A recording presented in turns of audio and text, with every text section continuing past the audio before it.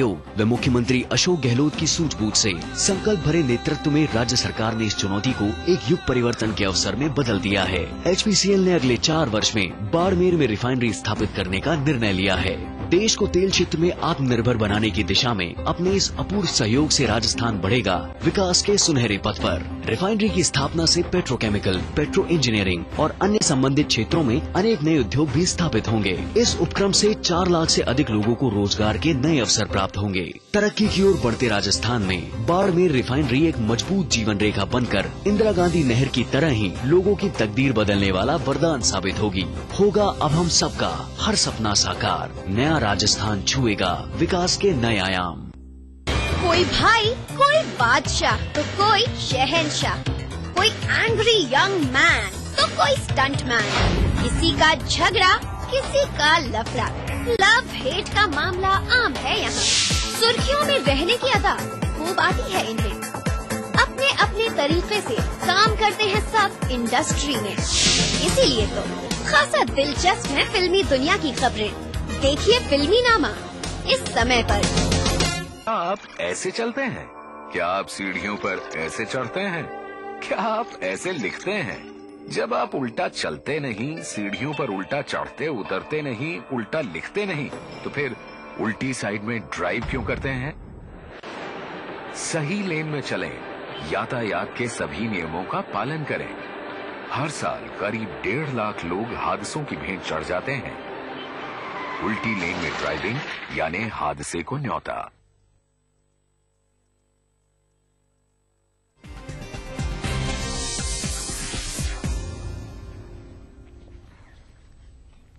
Break के बाद आपका स्वागत है। कांग्रेस में इन दिनों सत्ता के दोनों बड़े केंद्रों को लेकर 2 तरह की राय साफ नजर आ रही है।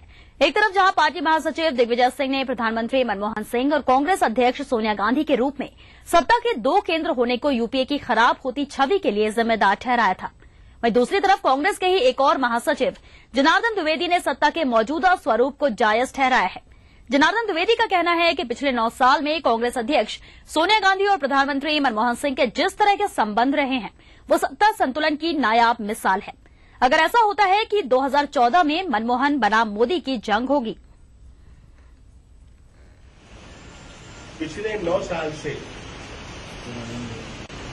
पार्टी अध्यक्ष के रूप में और प्रधानमंत्री के रूप में कांग्रेस अध्यक्ष श्रीमती सोनिया गांधी और प्रधानमंत्री डॉक्टर मनमोहन सिंह के जो संबंध रहे हैं, वैसा उदाहरण आमतौर से नहीं मिलता। शायद भविष्य के लिए भी यही स्थिति आदर्श है। गुजरात विधानसभा ने विपक्ष के विरोध के बीच मंगलवार को नया लोकायुक्त विधेयक पारित कर दिया है। इस विधेयक का नाम लोकायुक्त आयोग विधेयक 2013 है। विधानसभा ने जिस लोकायुक्त विधेयक को मंजूरी दी है उसमें लोकायुक्त चयन का अधिकार एक समिति को दिया गया है, जिसके मुखिया प्रदेश के मुख्यमंत्री होंगे। इसके पहले गुजरात लोकायुक्त कानून 1986 के मुताबिक लोकायुक्त चयन में राज्यपाल और उच्च न्यायालय के मुख्य न्यायाधीश की भूमिका प्रमुख थी। इधर कांग्रेस महासचिव दिग्विजय सिंह ने गुजरात में नए लोकायुक्त कानून की आलोचना की है। दिग्विजय सिंह ने कहा कि नया कानून भ्रष्टाचार से नहीं लड़ पाएगा, क्योंकि नए कानून में मुख्यमंत्री का हस्तक्षेप ज्यादा है। ये पूरी तरह से मुख्यमंत्री के तहत आता है। जो लोकायुक्त का कानून गुजरात में था और जिसमें कि मुख्यमंत्री को उसमें हस्तक्षेप करने का अधिकार नहीं था, केवल विपक्ष के नेता और चीफ जस्टिस को ही उसमें नियुक्ति के अधिकार थे, माननीय राज्यपाल को अधिकार थे। उसको हटाकर उन्होंने एक ऐसा लोकायुक्त का कानून लाए हैं जो कि मुख्यमंत्री के अंतर्गत रहकर काम करेगा। इधर केंद्रीय सूचना एवं प्रसारण मंत्री मनीष तिवारी ने गुजरात में नया लोकायुक्त बिल लाए जाने को लेकर भाजपा पर निशाना साधा है। दिल्ली में लोकपाल पर तेवर और अहमदाबाद में लोक आयुक्त पर नजरिया दूसरा, ये भारतीय जनता पार्टी का जो दो मुखी रवैया है उसका प्रतीक है। बड़ी हैरत की बात है कि जो भारतीय जनता पार्टी दिल्ली में लोकपाल का गुणगान करना से नहीं हटती, उसने पिछले 10 वर्ष में गुजरात में लोकपाल की नियुक्ति नहीं। वहीं केंद्रीय सूचना एवं प्रसारण मंत्री मनीष तिवारी ने साफ किया है कि मीडिया पर अंकुश लगाने की यूपीए सरकार की कभी कोशिश नहीं रही है, लेकिन उन्होंने ये भी कहा कि मीडिया को अपनी जिम्मेदारी निभानी चाहिए। यूपीए सरकार ने पिछले 9 वर्ष में कभी ये कोशिश नहीं की है कि मीडिया के ऊपर अंकुश लगाया जाए, पर इसके साथ साथ जो मीडिया की जिम्मेवारी है भारत के एक रचनात्मक विकास में, वो भागीदारी भी और वो जिम्मेदारी भी मीडिया। भाजपा नेता यशवंत सिन्हा द्वारा प्रधानमंत्री को लिखे पत्र को पीएमओ में राज्य मंत्री नारायण सामी ने गैर कानूनी बताया है। सामी ने कहा कि यशवंत सिन्हा जेपीसी के सदस्य हैं और एक सदस्य को सीधे प्रधानमंत्री को पत्र लिखने का कोई अधिकार नहीं है। साथ ही सामी ने कहा कि एक वरिष्ठ नेता द्वारा नियम को तोड़ना उचित नहीं है। दरअसल सोमवार को भाजपा नेता यशवंत सिन्हा ने प्रधानमंत्री को पत्र लिखकर जेपीसी के सामने पेश होने को कहा है। वहीं जेपीसी चेयरमैन पीसी चाको ने यशवंत सिन्हा के पत्र को खारिज कर दिया है। ये प्रधानमंत्री को डायरेक्टली उन्होंने लेटर लिखने का उनका कोई अधिकार नहीं है। ये मेंबर कमेटी का मेंबर है, उन्होंने मेंबर डायरेक्टली प्रधानमंत्री को लेटर लिखने के लिए उनका अधिकार नहीं है, नंबर 1। नंबर 2, अभी जेपीसी ये मिनी पार्लियामेंट है, उन्होंने निर्णय किया। मैं अभी इतना पुराना केंद्रीय मंत्री है, ये सीनियर लीडर है, ये बीजेपी का अभी नेता है और ये अभी वित्त मंत्री था इस देश का, विदेशी मंत्री था, उन्होंने ये रूल वायलेट करने के लिए ये अच्छा नहीं है। वित्त मंत्री पी चिदम्बरम के विदेश दौरे के कारण आर्थिक मामलों की मंत्रिमंडलीय समिति की बैठक में केंद्रीय कर्मचारियों के महंगाई भत्ते में वृद्धि और चीनी की कीमत को नियंत्रण मुक्त करने के प्रस्ताव पर कोई फैसला नहीं लिया गया। बैठक में केंद्रीय कर्मचारियों के महंगाई भत्ते में 8% की वृद्धि को मंजूरी मिलनी थी। साथ ही चीनी की कीमत को सरकारी नियंत्रण से मुक्त करने के प्रस्ताव पर भी फैसला होना था, लेकिन चिदम्बरम के विदेश दौरे के कारण ये फैसला नहीं लिया जा सका। हालांकि इस बैठक में नक्सल प्रभावित राज्यों में विशेष आधारभूत संरचना के विकास के लिए 373 करोड़ रुपए आवंटन की मंजूरी दे दी गई।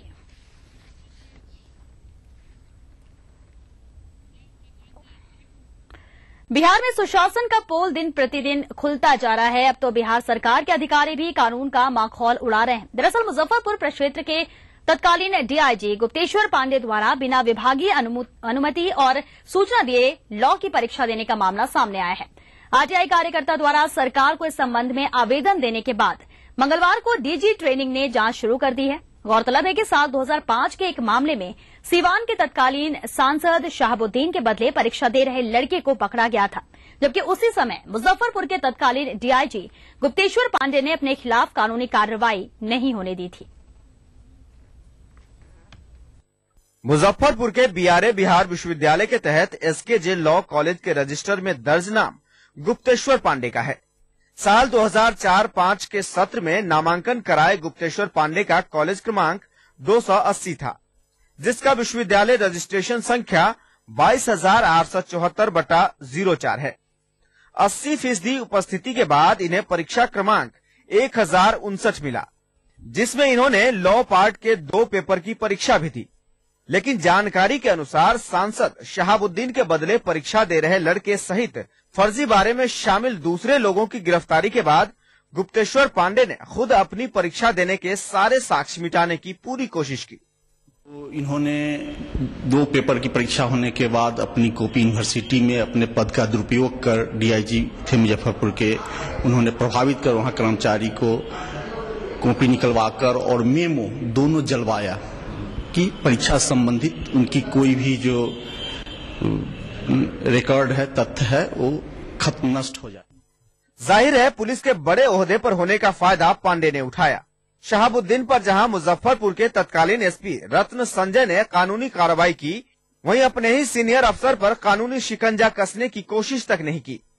ऐसे में आरटीआई कार्यकर्ता हेमंत ने मुख्यमंत्री से लेकर गृह मंत्रालय, यहां तक कि राष्ट्रपति तक के पास मामले को लेकर पिछले 13 मार्च को ही रजिस्टर्ड डाक से आवेदन भेजा है। इस खुलासे के बाद हेमंत ने अपनी सुरक्षा की चिंता भी जताई है। एविडेंस बचा हुआ है वह 420 का है। पूरी तरह सहयोग करने के लिए मदद मांगी है और कहा कि आपको जब सुविधा हो तब हमारे पास समय दीजिए, तो मैंने उनको समय मुकर्रर कराया है 8 अप्रैल का। मंगलवार को मुजफ्फरपुर पहुंचे डीजी ट्रेनिंग कृष्णा चौधरी ने एसकेजे लॉ कॉलेज के प्रिंसिपल जयंत कुमार से आईजी ऑफिस में पूछताछ की है। साथ ही सूचना देने वाले आरटीआई कार्यकर्ता हेमंत कुमार को 8 अप्रैल को जांच में सहयोग करने के लिए पटना बुलाया है। पूछे जाने पर जांच को गोपनीय रखने की बाध्यता की बात कह कृष्णा चौधरी साफ साफ कुछ भी कहने से बचते रहे। गोपनीय जांच है, उसकी चर्चा नहीं करेंगे। प्रिंसिपल से बातचीत हुई है? किससे? लॉ कॉलेज के प्रिंसिपल से। हाँ, बात हुई। सोमवार को ही मुजफ्फरपुर प्रक्षेत्र के तत्कालीन एडीजीपी गुप्तेश्वर पांडे की विदाई हुई है। इसके बाद आरटीआई कार्यकर्ता हेमंत को सार्वजनिक रूप से तख्ती लगाकर घुमाने को लेकर घेरे में आए गुप्तेश्वर पांडे के लिए एलएलबी मामले में मुश्किलें खड़ी हो सकती हैं, क्योंकि सरकार के स्तर पर ही जांच शुरू कर दी गई है। कैमरामैन आशीष के साथ प्रवीण ठाकुर, ईटीवी न्यूज, मुजफ्फरपुर। केंद्रीय शिक्षा सलाह समिति अब नेशनल टेस्टिंग एजेंसी के गठन पर विचार कर रही है। ये agency UGC NET, GATE, AIEEE और IIT की परीक्षा आयोजित कराने का काम करेगी। इस विषय पर मंगलवार को दिल्ली में केंद्रीय शिक्षा सलाह समिति की बैठक हुई। बैठक में विभिन्न राज्यों के शिक्षा मंत्री, विश्वविद्यालय के कुलपति, विभिन्न शिक्षा संस्थानों के प्रमुख और शिक्षाविद शामिल हुए।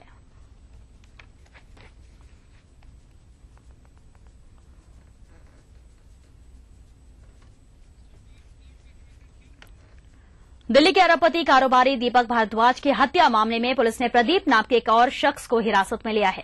बताया जा रहा है कि प्रदीप ने आरोपियों को हथियार मुहैया कराया था। दीपक भारद्वाज हत्याकांड में हुए नए खुलासे के आधार पर पुलिस स्वामी को पकड़ने के लिए कई जगह छापे मार रही है। वहीं इस हत्याकांड में गिरफ्तार 3 आरोपियों को मंगलवार को पटियाला हाउस कोर्ट में पेश किया गया। कोर्ट ने तीनों आरोपियों पुरुषोत्तम, सुनील और अमित को 10 दिन के पुलिस रिमांड में भेज दिया।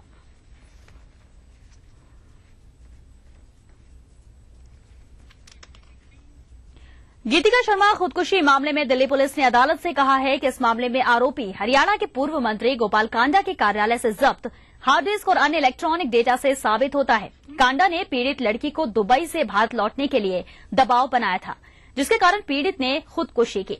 कांडा और उसके सहयोगी अरुणा चड्डा पर आरोप तय करने को लेकर अपनी दलीलों में अभियोजन पक्ष ने कहा है कि जांच से मिली हार्ड डिस्क और ईमेल से पता चलता है कि दोनों आरोपियों ने गीतिका को खुदकुशी के लिए उकसाया था।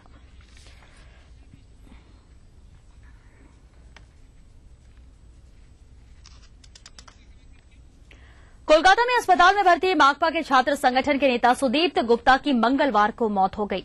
एसएफआई ने दावा किया है कि सुदीप्त की मौत प्रदर्शन के दौरान लाठीचार्ज में घायल होने के चलते हुई है, जबकि पुलिस का कहना है कि छात्र नेता की मौत बस से गिरने से हुई है।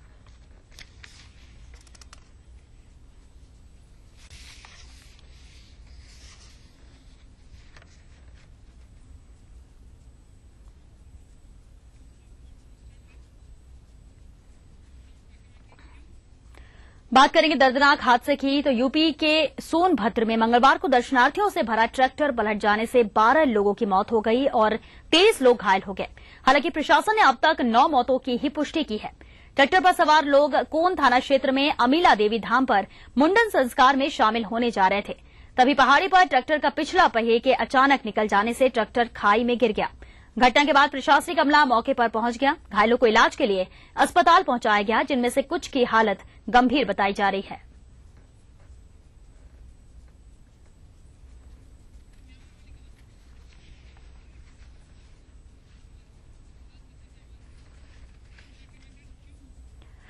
म्यांमार के यांगून में मंगलवार को एक मस्जिद में भीषण आग लग गई, जिसमें 13 बच्चों की मौत हो गई। आग की चपेट में आई मस्जिद में तकरीबन 75 अनाथ बच्चे रहते थे। यांगून पुलिस के मुताबिक शॉर्ट सर्किट की वजह से मस्जिद में आग लग गई। हालांकि यहां के अल्पसंख्यकों का मानना है कि आग के पीछे कोई साजिश हो सकती है, क्योंकि बीते कुछ दिनों से म्यांमार में बहुसंख्यकों और अल्पसंख्यकों के बीच जबरदस्त हिंसा हो रही है। फिलहाल यांगून पुलिस ने मस्जिद में आग लगने के पीछे किसी साजिश से साफ इनकार किया है।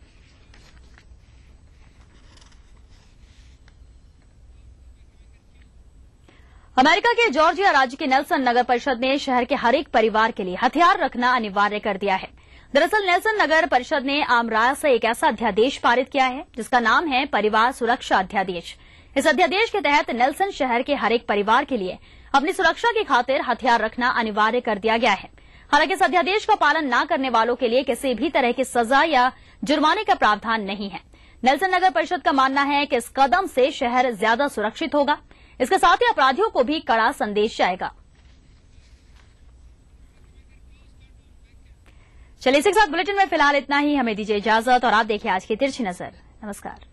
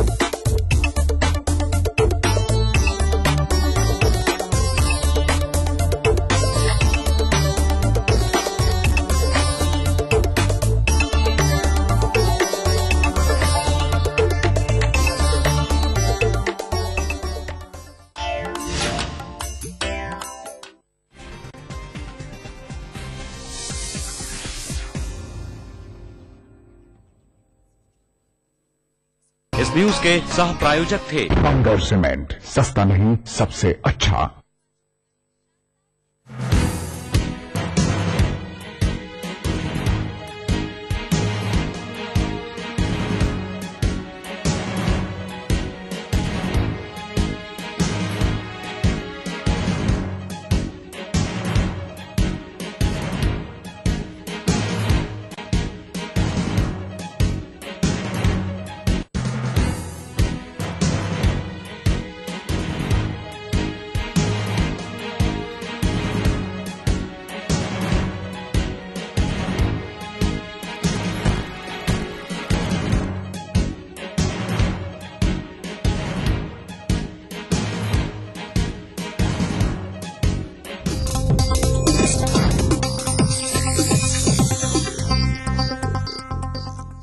कार्यक्रम के सह प्रायोजक हैं बंगर सीमेंट, सस्ता नहीं सबसे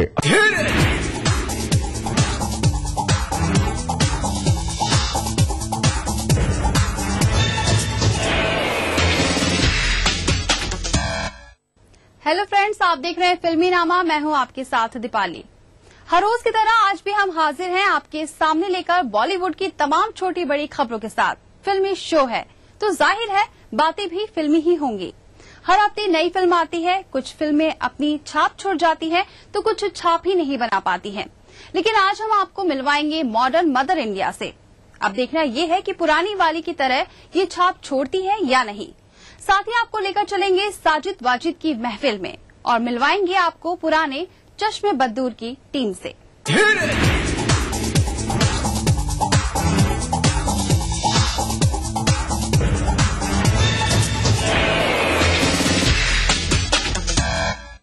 आज हम अपने शो की शुरुआत करते हैं मदर इंडिया से। जिस मदर इंडिया की हम बात कर रहे हैं उसमें नरगिस नहीं बल्कि विद्या बालन हैं, जिन्होंने मदर इंडिया का गेटअप लिया हुआ है।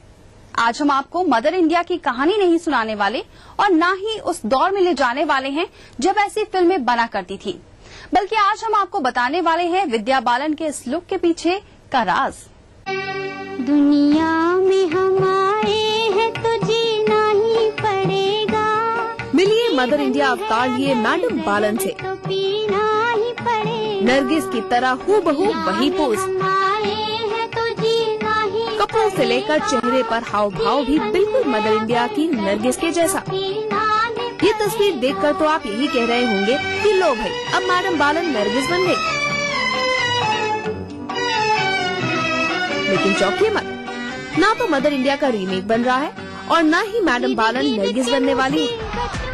दरअसल एंटरटेनमेंट और साड़ियों वाली इमेज के दम पर सफलता की सीढ़ियां चढ़ चुकी विद्या बालन इन दिनों बड़ी उलझन में है।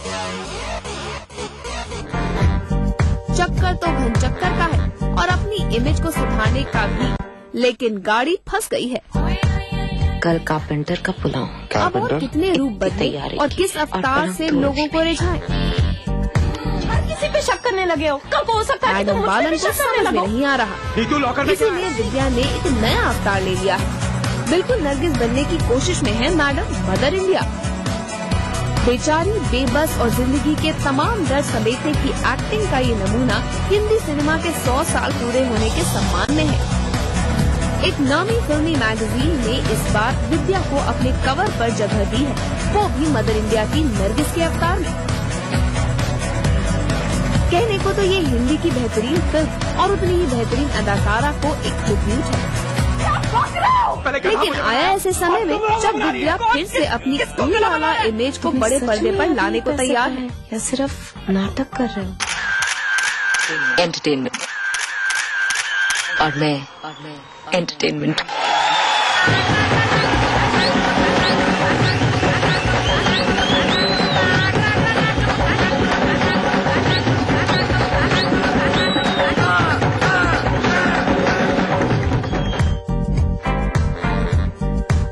पंजाबी बैकड्रॉप में संजय और नीतू की इस कहानी का चक्कर तो जल्द ही पर्दे पर समझ आ जाएगा। इतनी तैयारी की है, भी नहीं। लेकिन पर्दे पर अपनी इमेज को बदलने पर उतारू विद्या का ये रूप फिर से उनकी डर्टी पिक्चर की याद दिला देगा। करने लगे हो, कब हो सकता है कि तुम मुझ पे भी शक? विद्या भले ही इस फिल्म में उतनी बोल्ड इमेज में ना हो, लेकिन साफ दिख रहा है कि हाउसवाइफ बनकर भी विद्या अपने बोल्ड अवतार को नहीं छोड़ना चाहती। किसको गधा बना रहा है? तुम्हें सच में याद नहीं पैसे कहाँ हैं या सिर्फ? दरअसल विद्या इन दिनों अपने को दो राहें पर खड़ा पा रही है।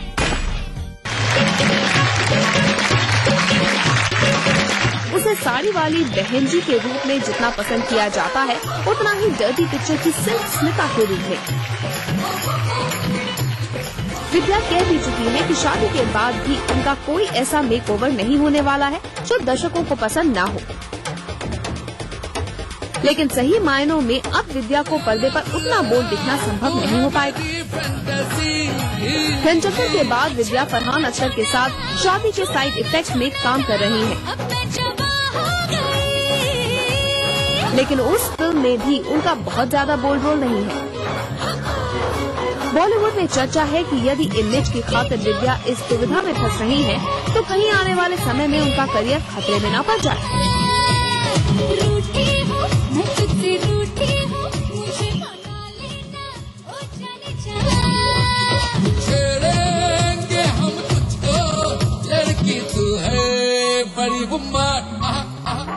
विद्या के इस लुक की काफी चर्चा हो रही है। वैसे चर्चा तो किसी जमाने में देश के सबसे बड़े म्यूजिकल घराने की दो बहनों की आपसी कड़वाहट को लेकर भी खूब होती थी, लेकिन समय के साथ इन बहनों यानी लता मंगेशकर और आशा भोसले ने साबित कर दिया कि उनके लिए संगीत से बढ़कर कुछ नहीं। मुंबई में कल ऐसा ही नजारा देखने को मिला जब लता दीदी ने आशा को सम्मानित कर दुनिया के सामने उनकी अटूट लगन की मिसाल सामने रखी।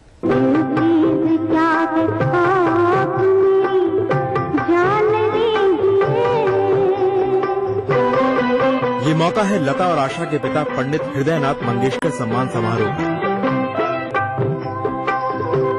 रविवार को पूरे मंगेशकर परिवार के साथ संगीत जगत के कई लोग इसके गवाह बने।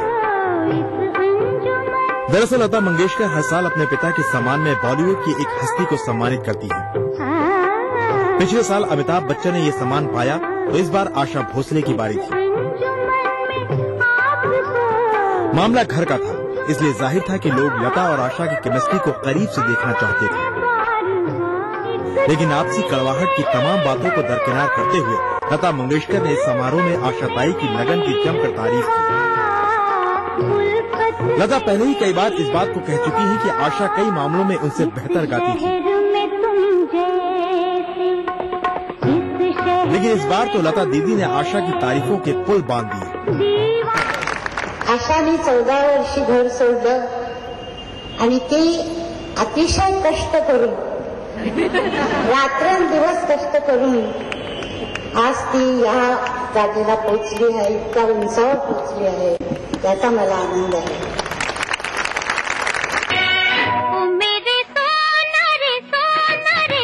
आमतौर पर बॉलीवुड में अपनी अलग अलग राह बनाने वाली इन दो दिग्गज बहनों का इस तरह एक मंच पर होना ही अपने आप में बड़ी बात है. और सम्मान पाने के बाद जब आशा भोसले को कुछ कहने का मौका मिला तो उन्होंने एक अलग ही मिसाल पेश कर दी. दरअसल लता के हाथों सम्मान के साथ आशा ताई को 1 लाख रुपए की राशि भी मिली. लेकिन आशा ने यह धनराशि अपने पास रखने के बजाय उन लोगों की मदद के लिए देने का ऐलान किया जो इन दिनों महाराष्ट्र में पड़े भीषण सूखे की मार झेल रहे हैं. पण याच्या आतला हा जो चेक आहे त्यात अनेक लाख रुपये घालून मी हा आपल्या चीफ मिनिस्टरच्या फंड मध्ये जिथे दुष्काळ पडलाय त्यांना मी देणार. तेवढंच माझी थोडीशी मदत होईल. संगीत के शिखर पर पहुंचने के बाद अब आशा और लता जैसी हस्तियों को किसी सम्मान की जरूरत नहीं है.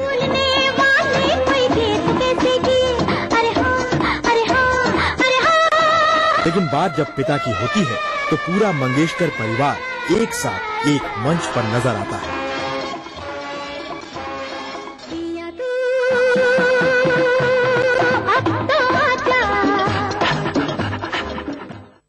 वक्त एक छोटे से ब्रेक का, फौरन लौटते हैं.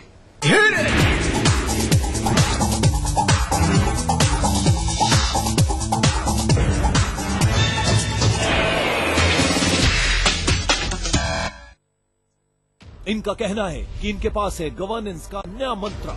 इनके हर आइडिया पर रहती है सबकी नजर. पर क्या सोचते हैं नरेंद्र मोदी? और क्या यही वो शख्स है जिसका है देश को इंतजार? देखिए गुजरात के मुख्यमंत्री को, जहां वो रखेंगे अपने नए आइडियाज और विजन को आपके सामने. थिंक इंडिया डायलॉग सीरीज के पहले कार्यक्रम में 8 अप्रैल शाम 4 बजे नेटवर्क 18 के सभी चैनल्स पर लाइव ब्रॉडकास्ट और सभी पोर्टल्स पर लाइव स्ट्रीमिंग. सूरज निकलने से पहले हम निकल जाते हैं काम पे. क्यों? किस लिए? अपने बच्चों के लिए और बच्चों के माँ के लिए भी. बस बच्चों के बीच रखा 3 साल का अंतर. हमने इस्तेमाल किया कंडोम. IUCD गर्भ निरोधक गोलियां. खुशी का मंत्र रखना याद, दूसरा बच्चा 3 साल बाद. अधिक जानकारी के लिए नजदीकी स्वास्थ्य केंद्र से संपर्क करें.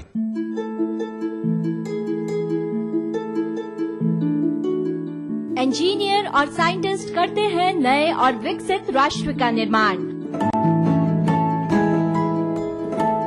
और इक्फाई यूनिवर्सिटी जयपुर तैयार कर रही है भविष्य के नए वातावरण में काम करने वाले नई सोच के इंजीनियर और साइंटिस्ट. खुले और बड़े classroom, high tech lab, sports recreation facility और विशाल लाइब्रेरी, जहां स्टूडेंट्स को मिलती है हर वो सुविधा जो मददगार उसके उज्जवल भविष्य की. दिन भर खबरें जो बनाते हैं, जहां बनती हैं, जिनसे शुरू होती है, जिनसे जुड़ी होती है. रात 9 बजे सबकी नजर टिकी होती है न्यूज एट 9 PM पर. दिन भर की खबरों का अपडेट. हवा में महकती खुशनुमा जिंदगी. दिन हो या रात, रंगों की हर एक झलकियां दिखती है इस शहर में. सदियों से चलती आ रही परंपराओं के साथ जुड़ गया है आज का गुलाबी शहर. जानिए इस रंगीन शहर को और करीब से. देखिए पिंक सिटी इस समय पर.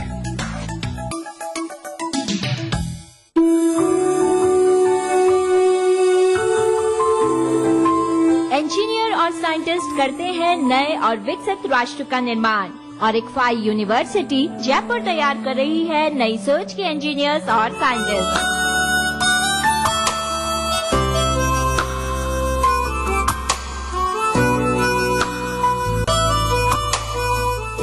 तो देखना न भूलिए इक्फाई भविष्य की ओर. शनिवार 6 अप्रैल 9:30 बजे सिर्फ ETV राजस्थान.